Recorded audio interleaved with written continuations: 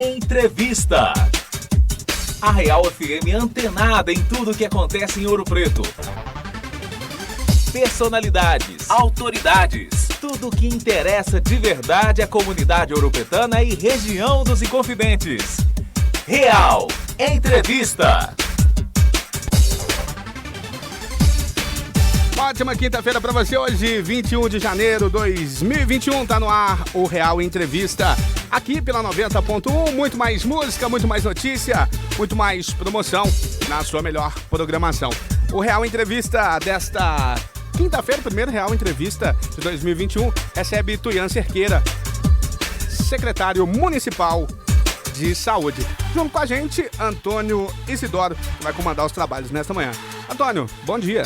Bom dia para o ouvinte da Real FM. A gente está aqui com muito prazer participando aí da equipe Real FM. Estamos juntos. É isso aí. Apresentando nosso convidado, Tuian, bom dia. Bom dia, Isidoro, Rômulo, bom dia, Gilson. Dizer que é um prazer estar aqui com vocês, falando para os ouvintes da Real e principalmente aqui, vocês me desculpem a deferência ao Isidoro, que é uma referência do jornalismo que a gente tem em Ouro Preto. Obrigado. Isidoro, com você. Sim. Bom, Tuian Cerqueira, o senhor já tem, nesses 20 dias aí, 21 dias, um raio-x de como está a saúde, de como a administração municipal pegou o sistema de saúde aqui em Ouro Preto? Isidoro, nós temos. A gente pegou num momento extremamente delicado do país e do mundo como um todo, não é uma questão só de Ouro Preto, que é essa questão da pandemia de Covid-19. Então, todas as estruturas da saúde em Ouro Preto, no Brasil e no mundo, estão muito dedicadas a esse combate, né? Que se trata de uma das piores crises que a humanidade já enfrentou em termos sanitários, em termos de saúde pública. De todo modo, a gente, para falar não só de Covid, mas de saúde como um todo, a gente tem um funcionamento basal, um funcionamento mínimo de todas os pontos da rede, né? Unidades de saúde, policlínica, UPA, hospital trabalhando intensamente, hospital de campanha trabalhando intensamente agora, nessas últimas semanas também com aumento de Covid, mas em linhas gerais há um funcionamento, não tem nenhum serviço efetivamente parado, né?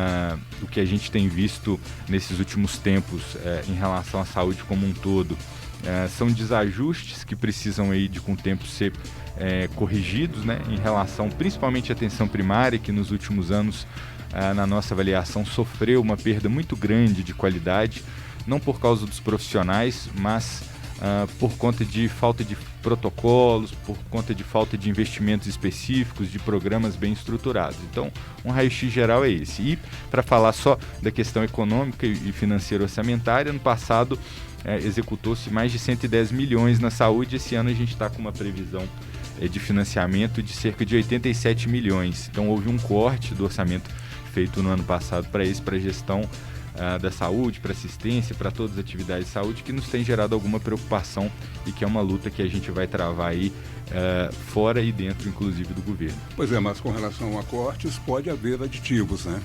Sim, pode haver aditivos. O que nos preocupa é que há uma expectativa de que com essa piora da pandemia, uma retomada econômica possa ter alguma limitação e que nisso a saúde como um todo sofra um pouco. Então, a gente não pode ser nem pessimista e otimista, né? Nós temos que ser realista. Então há esse receio, e dentro desse receio o que a gente espera é que haja uma retomada econômica e que efetivamente possa ser restituído essas previsões orçamentárias aí para a saúde. Os distritos, atendimento, como é que está no momento a população? As unidades de saúde, Isidoro, nos distritos estão funcionando. Há uma escassez de profissionais, nós tivemos perda de profissional nas unidades de saúde, tivemos perda principalmente de equipe multi, né, que a gente chama, que são profissionais de fisioterapia, psicologia, nutrição, terapia ocupacional. Então houve uma perda do NASF que com o tempo a gente pretende retomar essas atividades. A gente já está empenhando, mesmo com toda essa dificuldade orçamentária, uma previsão de R$1 milhão a mais por ano para retomar essas contratações da atenção primária, além dos médicos e enfermeiros. para que a gente possa, de fato, a gente não pode pensar a unidade de saúde só como médico, enfermeiro e recepcionista, né? É muito mais sofisticado. Então, a gente vai investir esse 1 milhão a mais aí esse ano para contratar mais esses profissionais. Isso tem um impacto gigantesco nos distritos, que na maioria das vezes tem ali mais próximo a unidade de saúde apenas. Agora, com relação ao hospital de campanha, muito se falou antes das eleições que seria uma obra eleitoreira, um serviço eleitoreiro. Hoje, como é que o senhor o classifica? Isidoro, eu tenho a mesma posição de antes. A minha posição, inclusive antes do prefeito construir, prefeito anterior, o hospital de campanha, nós sugerimos a ele e eu sustento até hoje. O hospital de campanha ele precisa de ser uma retaguarda no momento de pandemia em que você não consegue ter uma previsão segura, uma previsão confortável de quando vai ter pior ou melhor. Você consegue ter alguma previsão. Então a nossa ideia para ele naquele momento foi construir efetivamente um hospital de campanha e deixá-lo em uma retaguarda, ou seja, o custo maior do hospital de campanha é um custo de pessoal, não é? O custo operacional dele, ou seja, a demanda de medicamentos, insumos, não é uma coisa absurda, né? O maior é o custo com pessoal, que é na verdade um investimento. A nossa ideia era de que houvesse uma porta de atendimento na UPA, naquele momento, que fosse dedicada à Covid e que o hospital ficasse na retaguarda. Isso diminuiria muito o custo dele. Essa que foi a crítica. Hoje nós temos um momento de aumento importante da pandemia e nisso, tendo a estrutura, a gente rapidamente ampliaria ali, como nós hoje estamos tendo necessidade de ampliação. O hospital de campanha hoje, a gente vinha conversando, está com 9 pacientes internados, ele tem capacidade atual para 15 pacientes no máximo, na melhor das hipóteses. Mas não tem infraestrutura, né? Mas não tem infraestrutura para você ampliar. E para respiradores, né, que é uma das grandes demandas, a gente consegue ter 4 pacientes no máximo com respirador ao mesmo tempo no hospital de campanha hoje. E o senhor falava também, a gente conversava nos bastidores, com relação a investimentos. O que é que a atual administração está fazendo para melhorar o atendimento e ampliar no hospital de campanha? O que a gente tem feito é o seguinte, Isidoro, quais são os gargalos para aumentar, quer dizer, quais são as dificuldades para aumentar o atendimento lá? Primeiro, tem uma necessidade de oxigênio, quer dizer, o circuito lá ele não suporta mais do que 14, 15 pacientes internados e com respirador, 4 ao mesmo tempo. Então a gente, na primeira semana ainda deu uma ordem de compra de um tanque de oxigênio, que é uma estrutura muito maior, uma estrutura mais importante, para a gente ter essa capacidade. Aí a obra começa hoje, né? Há uma dificuldade aí de tempo de contratação, como a gente entende no serviço público como um todo, pela questão das leis, mas hoje começa a obra, já está sendo lá feita a estrutura para pôr o tanque e a tubulação adicional para gases. E aí com essa obra a gente tem o oxigênio. A segunda é questão de pessoal. Há uma dificuldade grande no mercado como um todo de se contratar técnico, enfermeiro, médico, agentes para trabalhar no campo da saúde, porque muitas pessoas estão adoecidas, afastadas, aumentou-se os serviços de modo que a oferta de profissional ficou mais restrita. A Santa Casa mesmo, a gente fez um acordo para ampliar 3 leitos de UTI na micro-região e eles mesmos têm relatado também essa dificuldade. Então, esses são os 2 maiores gargalos no momento, a questão do oxigênio e dos profissionais. Agora, o que ventilou também, escutei nos bastidores da Câmara de Vereadores de Ouro Preto, que o senhor poderia transferir funcionários ou serviços da Policlínica para o hospital de campanha. Há esta possibilidade? Há essa possibilidade, a gente tem um estudo sobre isso, Isidoro. Na verdade, o que a gente percebe é que, nesse momento de pandemia, a gente tem que sacrificar, digamos assim, algum ponto da rede que não é tão urgente para a gente garantir a prioridade, né? A prioridade agora se a gente tiver uma explosão, que é o que a gente já está vendo acontecer aos poucos, né, de aumento de demanda no hospital de campanha e nas unidades como um todo. Se essa demanda aumentar muito, a gente vai suspender os serviços eletivos, ou seja, aqueles que não são de urgência, e pegar essa estrutura eletiva que não é de urgência para garantir onde a gente precisa de um atendimento imediato. Então tem essa possibilidade, sim. Suplemento de oxigênio, está tranquilo no município?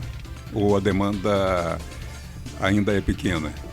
Não, a demanda é grande, existe lá no hospital de campanha, que é o serviço que a gente mais tem demanda de oxigênio nosso, né? Porque a Santa Casa tem lá um tanque para as UTIs, para o hospital inteiro, que a gestão é do hospital. Dentro do município a demanda grande hoje é lá no hospital de campanha, então a gente tem tido um consumo muito importante, né? O sistema que está lá é um sistema pouco econômico para oxigênio, porque ele teve uma dimensão muito menor, então a gente com esse tanque espera que aí mais ou menos em 7 dias a gente tem essa oferta inteira, essa oferta grande. Agora, a gente, pela nossa previsão, não vai faltar oxigênio igual a gente vê acontecendo em outros locais do país afora. Isso não vai acontecer, a gente tem contrato, tem saldo nos contratos para conseguir fornecer o oxigênio. A questão é mais operacional, né? E com tanque, dentro de 7 dias, a gente soluciona definitivamente esse problema. Agora, falando de Covid, a explosão dos casos é consequência do final de ano, das festas, na opinião do senhor? Sem sombra de dúvida, Isidoro. E isso são dados consistentes. Vários dados de vários pontos da rede, né, não só municipal, mas estadual, nacional, têm comprovado isso. Houve uma piora por conta de contexto de festividades, por conta de uma irresponsabilidade generalizada, que até agora, né, é uma irresponsabilidade ainda presente. A gente vê pessoas na rua com comportamento ainda que não é adequado, em instituições, e também eu acredito que tem um resultado por conta das eleições e campanha, né? A gente tem que ter franqueza para enxergar o problema. Então, essas aglomerações todas que aconteceram geraram um aumento desses casos. Bom, Ouro Preto está na onda vermelha. O decreto do prefeito Angelo Oswaldo vai até segunda-feira agora.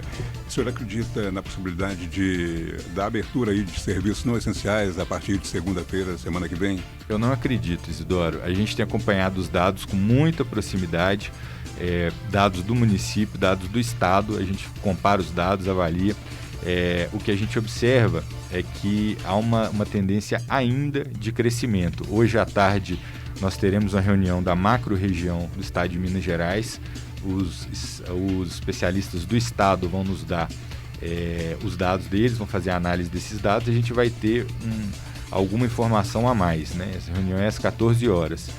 Mas acompanhando os dados municipais, ainda a gente enxerga uma tendência de aumento. Então, nesse momento, nós não conseguimos vislumbrar, ter uma expectativa, infelizmente, ainda de diminuição de casos de internação e abertura. Pelo contrário, nós estamos com ocupação total, praticamente, de leitos com respirador e aumento de ocupação no hospital de campanha. Nesse momento, não dá para discutir, infelizmente, ainda uma abertura tão próxima.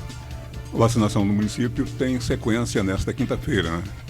Sim, nós tivemos na terça-feira a chegada de doses em Ouro Preto.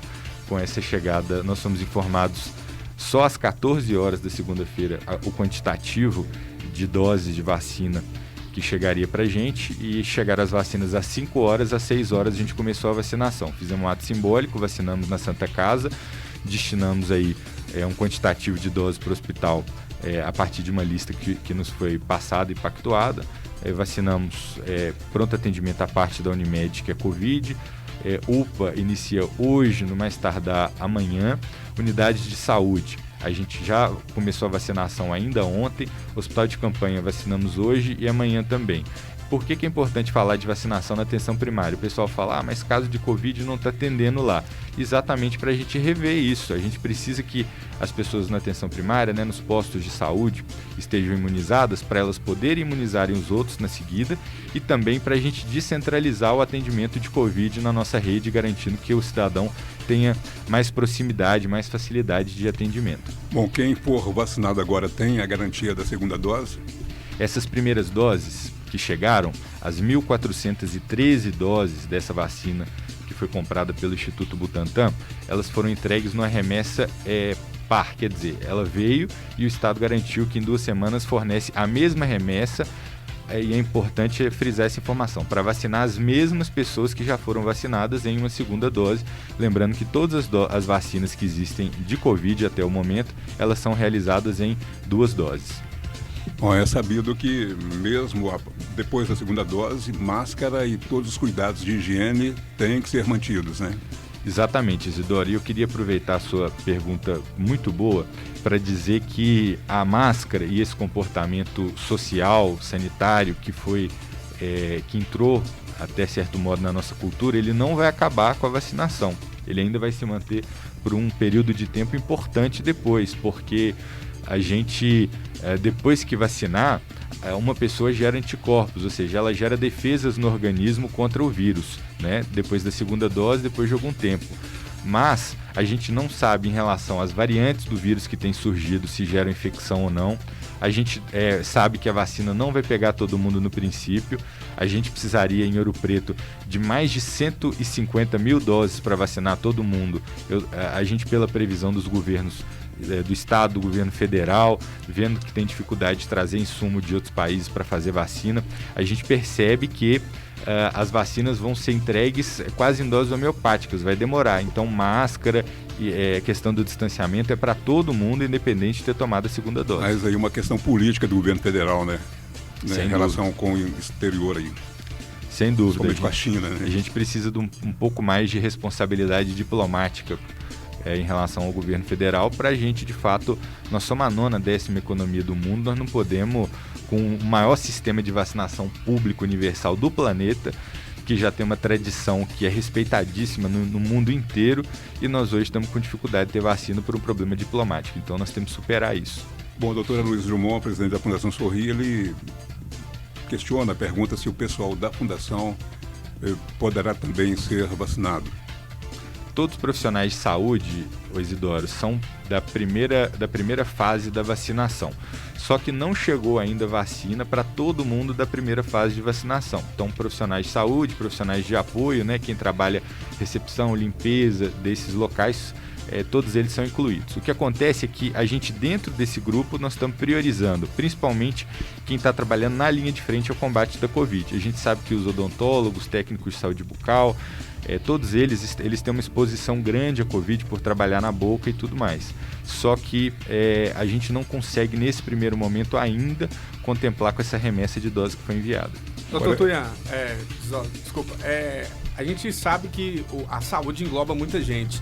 Quem está da área de saúde está nessa primeira fase. A gente sabe que os profissionais da educação física também são da área de saúde, e é uma dúvida que surge, né, com esse movimento das academias abrirem, se eles estarão inseridos nessa primeira fase, e se a gente consegue dimensionar quantas vacinas e quantas pessoas precisarão serem imunizadas nessa primeira fase aqui em Ouro Preto. A primeira fase, Rômulo, ela envolve da demanda, quer dizer, a necessidade de doses em mais ou menos 2.000 pessoas.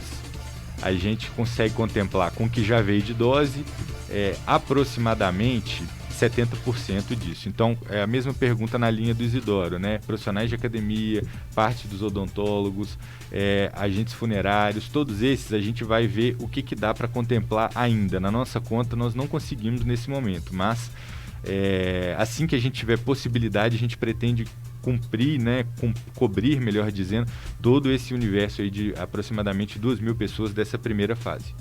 Bom, voltando a testes aí, eu não sei se o senhor vai querer opinar.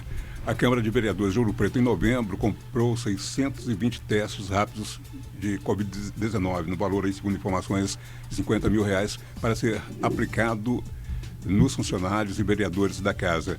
É correto, na opinião do senhor, de forma médica aí? Isidoro, acontece o seguinte... Porque muitos defendem um espaço próprio para a aplicação do teste, né? Sim, a Câmara, salvo engano, comprou testes rápidos. A gente tem que pensar sobre algumas perspectivas, né? Tem que pensar qual tipo de teste. Teste rápido não é uma coisa só. Eles compraram teste rápido de sangue, né? Esse teste, até o período em que a gente tinha no início, meados do ano passado, era o que nós tínhamos de mais rapidez para resultado. A gente tem que lembrar que o PCR, que é um exame padrão ouro, que a gente fala, né, que é o melhor exame em termos de técnica, ele demora um período grande, ele é caro, demanda que o exame vá para o laboratório. Hoje nós temos dificuldade de ter esse laboratório, então a Câmara tentou dar respostas para conseguir manter ali, e é compreensível o movimento que foi feito. Esse teste, agora ele está sendo aos poucos superado por um outro teste, que é o teste rápido de nariz. É como se fosse o PCR, mas ele é feito na hora ali. Esse teste rápido de nariz é a melhor invenção que nós tivemos em relação à pandemia nos últimos tempos, que ele permite ver se tem vírus ou não naquela hora, se a pessoa transmite ou não. Então, a gente comprou no município a quantidade e estamos fazendo um acordo com a Câmara para que, na medida em que eles definirem um método de reunião e tudo, a gente possa ter um protocolo. Eles estão pensando em contratar uma técnica em enfermagem para aplicar os testes. Eu não conseguiria ver um problema do ponto de vista sanitário. Não consigo ver. Eu acredito que a Câmara, eles até citaram em uma reunião qual que era a minha opinião, se deve abrir ou fechar. Eu queria dizer que, acima de tudo, antes de ser inclusive médico, eu tenho um compromisso de cidadania, e cidadania compreende entender que nós temos 3 poderes e a Câmara é um poder autônomo que tem a sua autonomia, né, que tem a sua liberdade de definir a sua autogestão e a sua gerência. Bom, perguntas de ouvintes. Hotéis são serviços essenciais e por que a presença de turistas está sendo permitida na cidade, o acesso do turista? Isidoro, sua pergunta é muito boa, ela vem de grande parte das pessoas, eu tenho tentado até responder bastante isso aí nas redes sociais, para quem coloca. A hospedagem, ela é considerada pelo Minas Consciente do Estado de Minas Gerais, né, que é um programa do Estado, serviço essencial, porque há uma demanda de profissionais se isolarem das suas famílias, profissionais de saúde, muitos estão morando em hotéis, caminhoneiros, se o Brasil, a gente viu isso recentemente, se o caminhão para, o Brasil para junto, o caminhoneiro precisa de leito de motel, hotel, pousada, para conseguir descansar. A gente sabe que não é todo lugar que consegue hospedagem.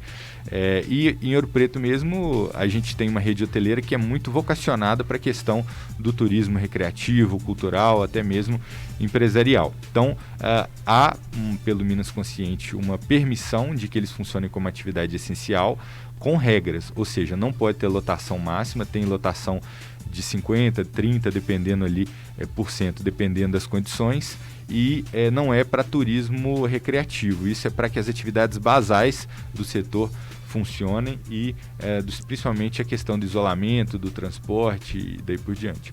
Tuian, muito se tem falado do Minas Consciente, né, que ele acaba travando as ações do município. Na última semana, né, as barbearias, salões de beleza escreveram um protocolo sanitário e, inclusive, foi muito falado sobre Ouro Preto sair do Minas Consciente. Isso é possível? Qual é o processo? Se é que existe um processo para o Ouro Preto sair e o que isso implica dentro da saúde pública do nosso município? É o seguinte, Rômulo, o Minas Consciente é um plano que foi feito. É importante fazer um histórico bem breve. Por que criou-se o Minas Consciente? A gente tem que ter essa pergunta. No início, a OMS, a Organização Mundial da Saúde, recomendou que para combater o vírus a gente tinha que se isolar. Então isolou tudo, a gente viu o que aconteceu. E aí uma grave crise econômica veio com uma onda de crise.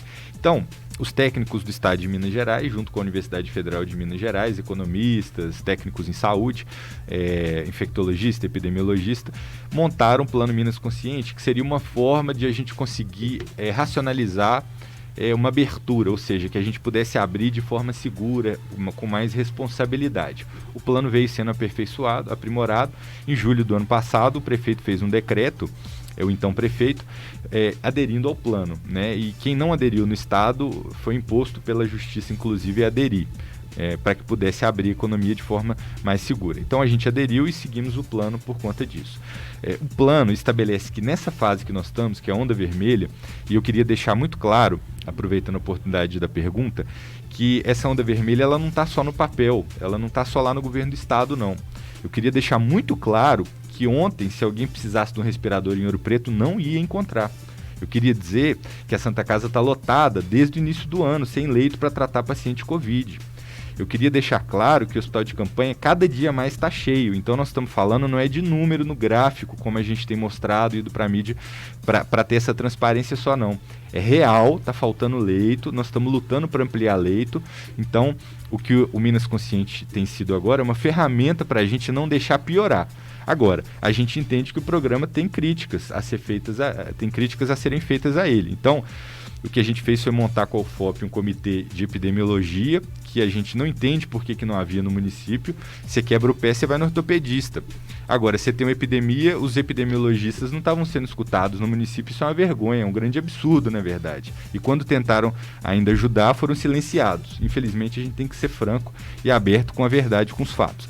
O que a gente fez agora foi fazer o processo inverso. Sentamos, juntamos epidemiologistas, bioestatísticos, para que a gente possa ter uma visão melhor do problema e a partir dessa visão a gente poder fazer críticas qualificadas ao programa e até propor, se a gente vê que o plano está sendo equivocado para fechar mais, a gente abrir, ou até se a gente vê que a situação é pior, não é tão fácil assim ler uma epidemia, é complexo, uma língua específica, é difícil. Então a gente está aprendendo a lidar com essa língua dentro da epidemia. Se a gente vê, inclusive, que está pior do que a realidade do Minas Consciente, ter medidas até mais duras também. Bom, o ouvinte também comenta sobre a estrutura dos hospitais de Mariana e Itabirito, que não tem UTI, com isso a Santa Casa recebe pacientes desses dois municípios. E saturando, portanto, com relação a leitos, a UTI.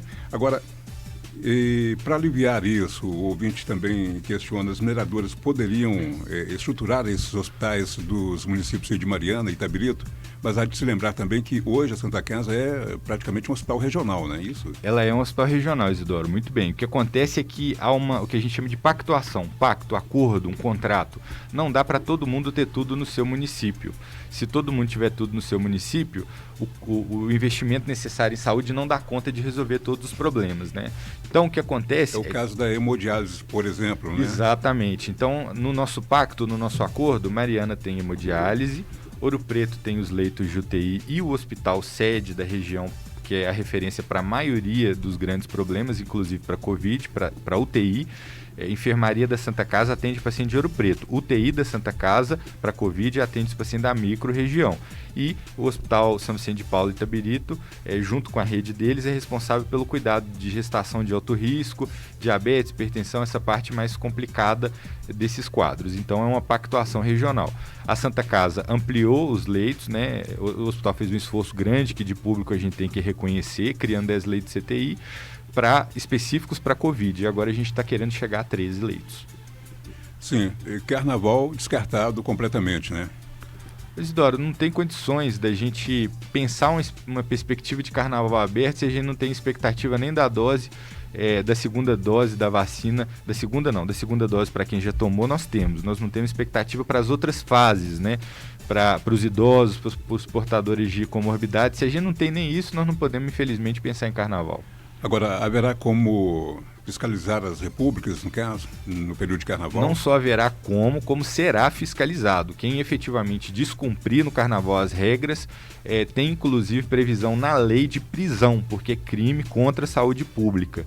Então nós vamos notificar, nós vamos autuar, nós vamos multar, e se efetivamente isso dentro de uma razoabilidade da aplicação da lei tiver gente descumprindo, vai ter gente presa se efetivamente descumprir as determinações sanitárias.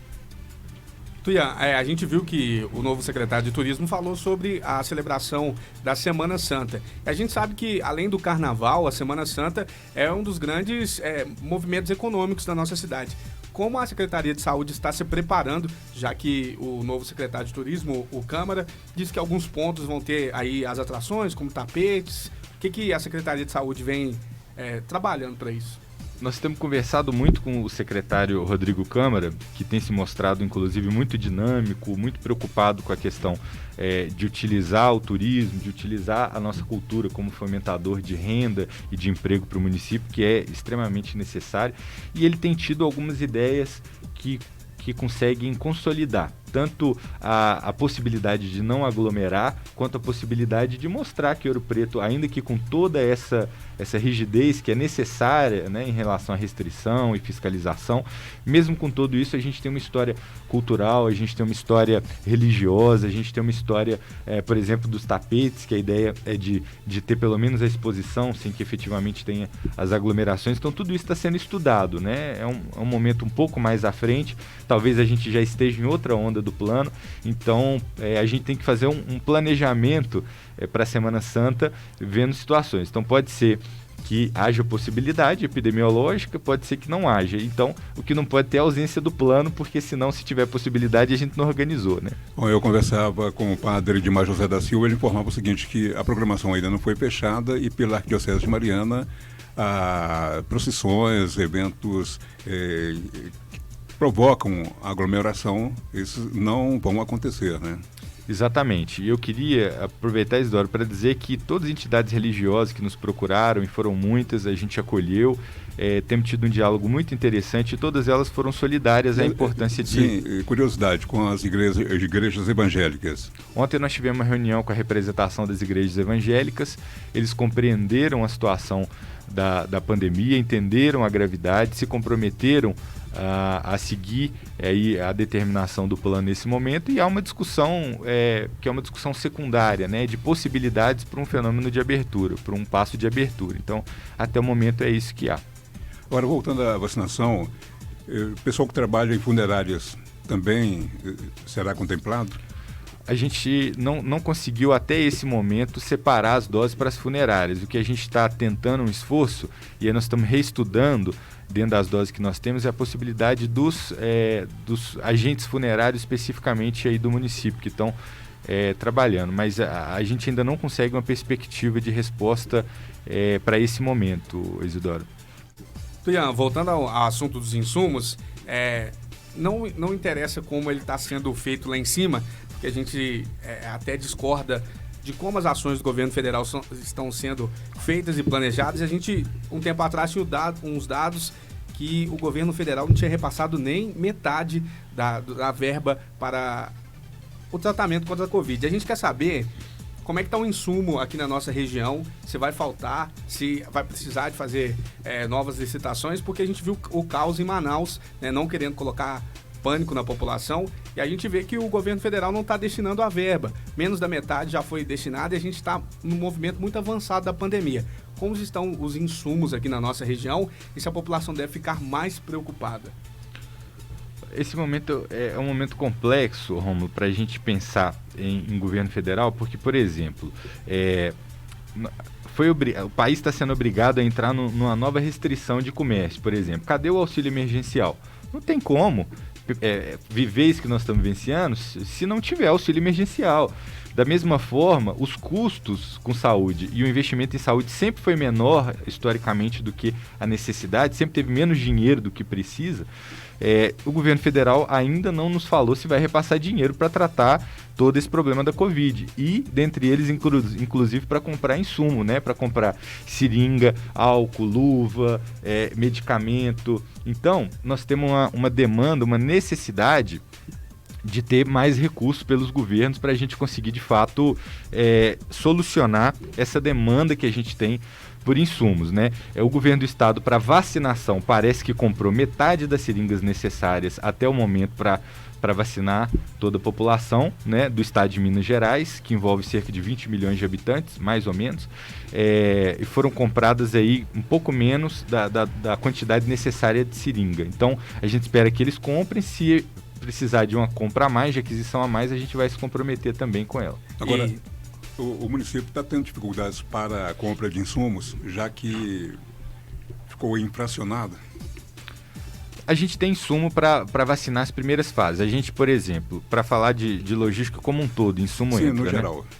A gente tem capacidade hoje a gente se preparou para ter todas as vacinas necessárias, se precisar de freezer e tudo, para guardar em Ouro Preto, né? A gente espera até que o governo não envie, porque isso vira um caos. Se enviar, nós estamos prontos, né? A gente não tem previsibilidade, então, se chegar, a gente também vai agradecer, vamos pôr segurança lá e vamos guardar as vacinas.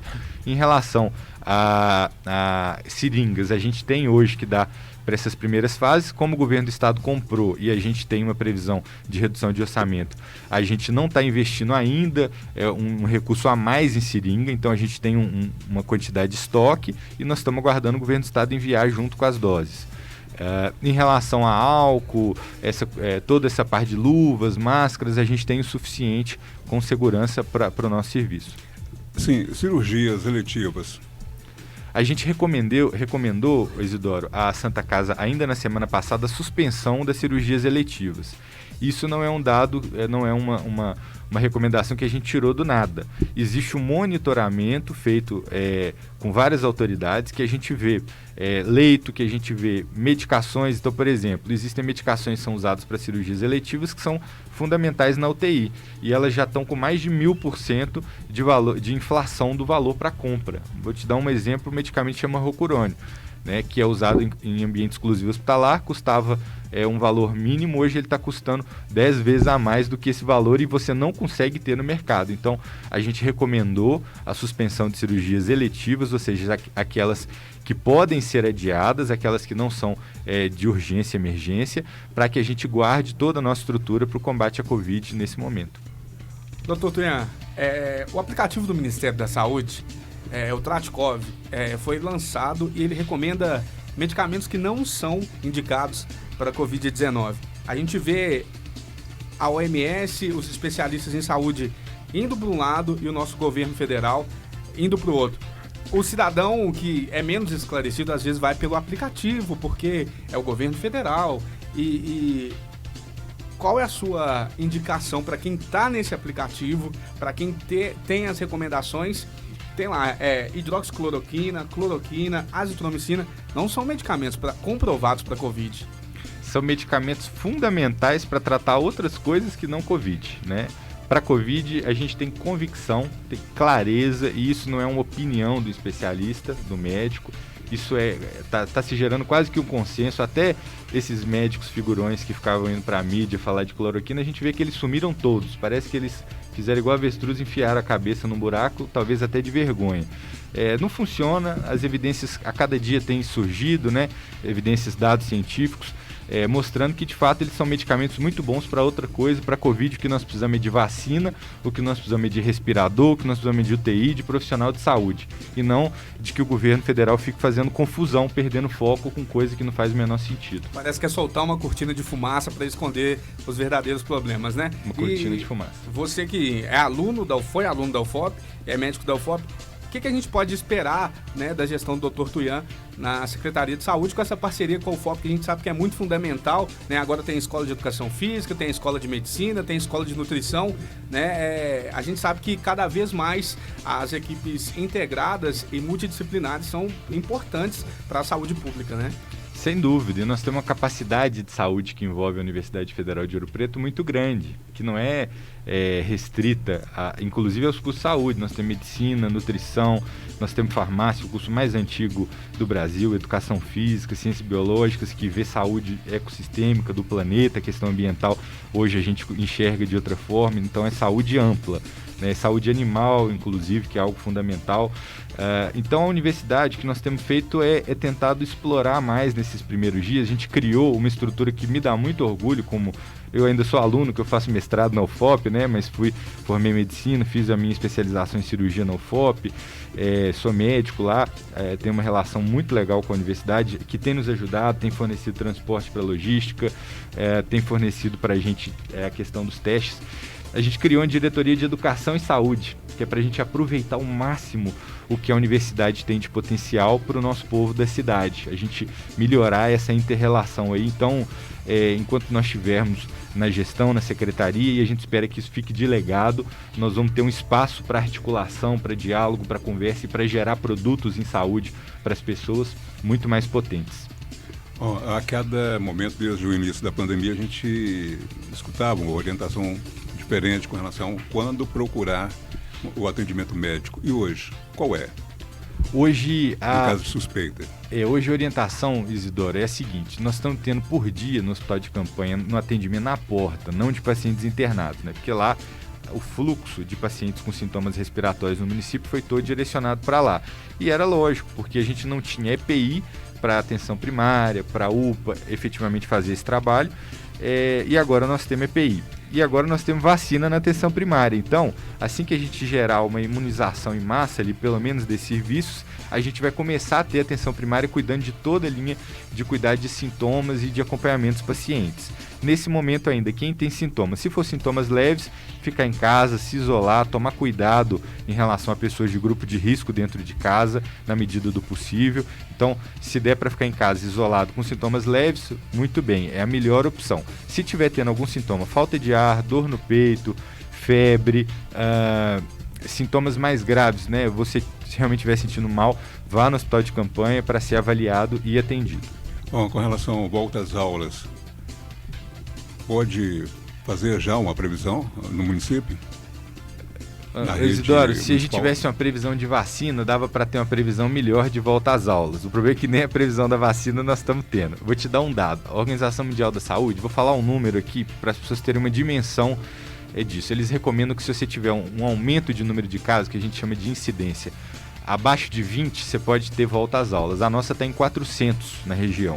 Então, para a gente ver que a gente está 20 vezes acima do indicado para pensar em volta às aulas. O que a gente tem conversado professor Rogério tem feito um trabalho extraordinário nesses primeiros dias na secretaria. A gente tem falado, professor Rogério, agora o que a gente tem que fazer é se preparar, fazer as obras necessárias nas escolas para higienização, preparação das equipes, tudo que dá para fazer, os planos educacionais. Ele tem um desafio de cumprir 3 semestres em 2, né, dentro das escolas, então fazer 2 anos em 1 talvez.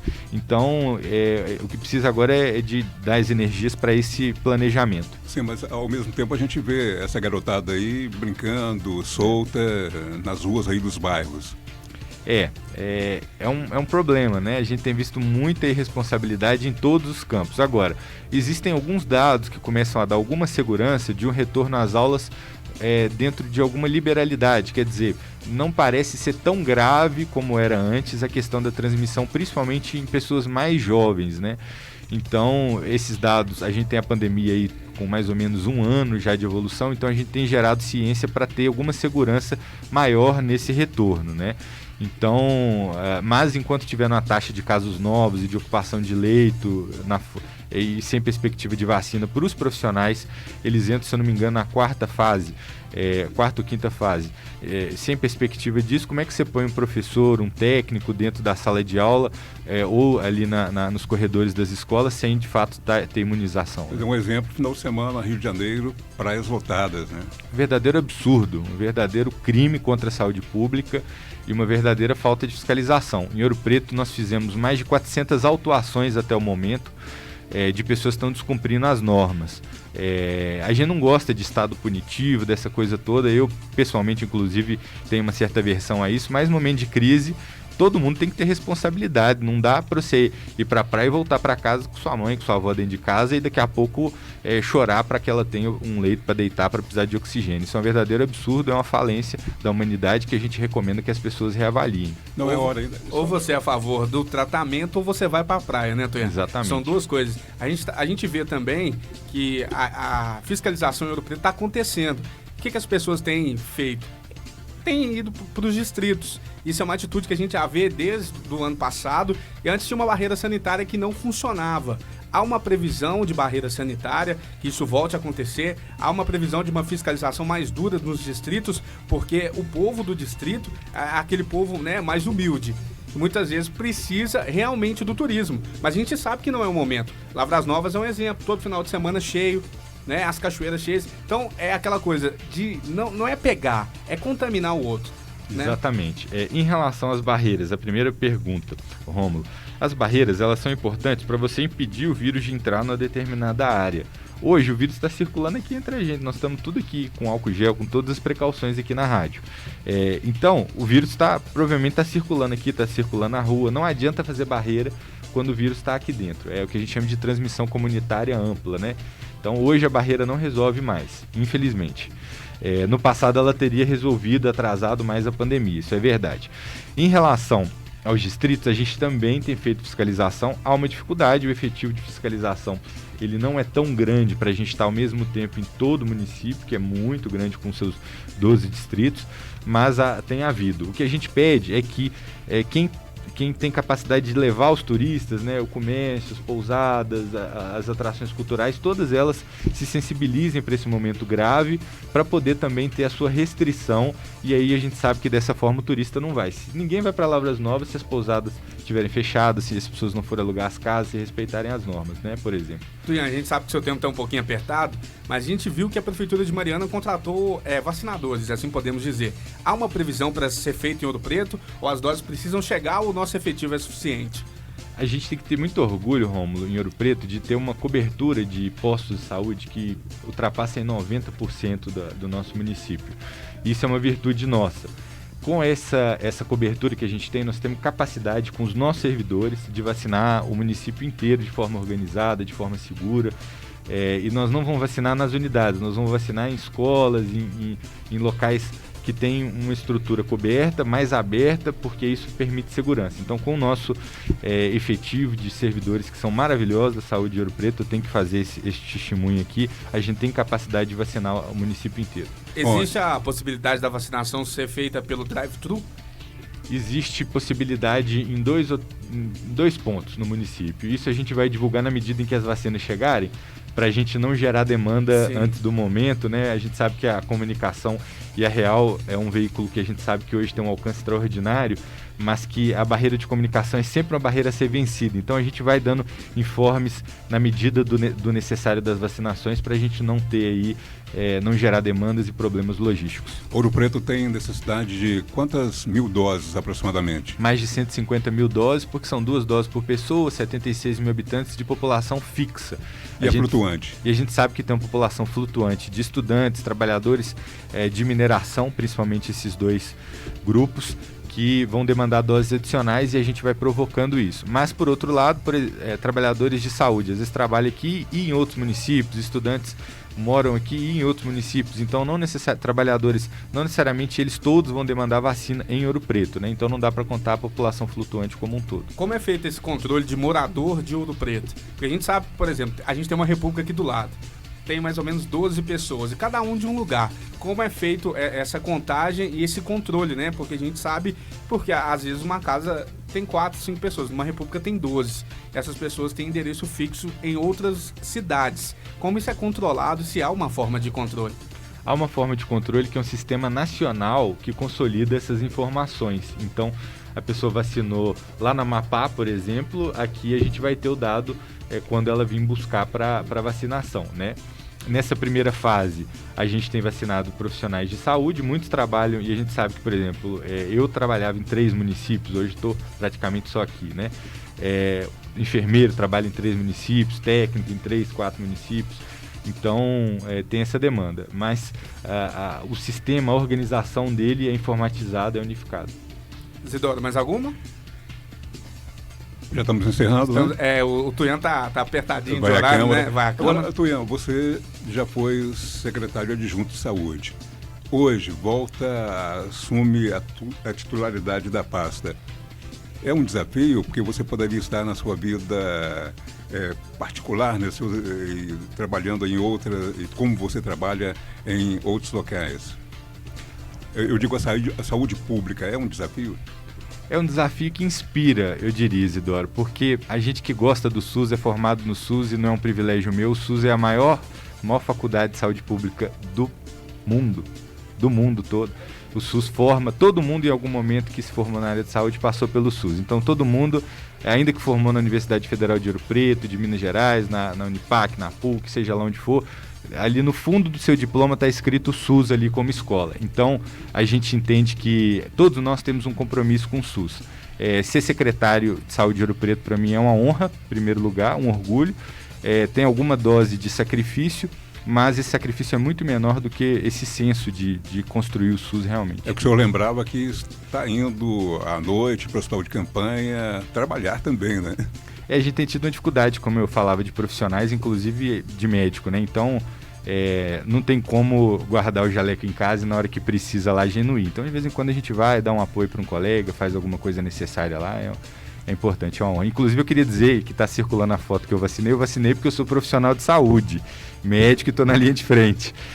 Da mesma forma, a Consola, que está entrando nas unidades, vai em todo lugar, então nós dois vacinamos. Não está vacinando prefeito, não está vacinando secretário, está vacinando profissional de saúde. É importante deixar claro aqui. Ô Tuian, para a gente caminhar, a gente está caminhando para o fim, eu queria que você deixasse, vamos dizer, a cartilha do Tuian para se cuidar, para quando procurar o posto de saúde, o hospital de campanha, porque a gente sabe que um fala uma coisa baseado em achismo. Você é o especialista da área, você é o nosso secretário de saúde. O que o Tuian, como cidadão, também indica para a pessoa fazer? Você deve procurar nesse momento, você não deve fazer isso, você não deve aglomerar? Ótimo, essas orientações são muito importantes a gente sempre reforçar.